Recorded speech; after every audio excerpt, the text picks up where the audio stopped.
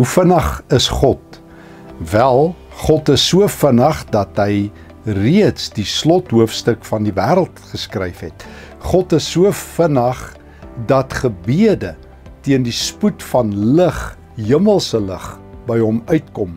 En tog het God ook sy spoed verstadig afgebring tot loopspoed.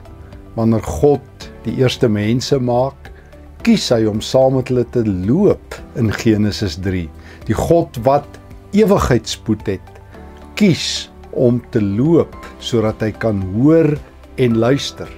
Wanneer ek volspoed lewe, leef ek buite die snelgrens. Meeste mense lewe vinniger as die snelheidsgrens in Suid-Afrika. En dan kan ons mekaar nie hoor nie. Dan kan ons God nie hoor nie.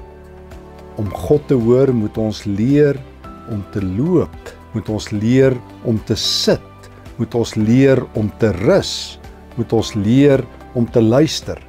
Die ewige God, wat in die spoed van ewigheid leef, is bereid om tyd te maak, om sy spoed, ons spoed te maak. Kom ons doen dieselfde. Kom ons kom tot bedaring. Kom ons gaan sit aan die Here se voete.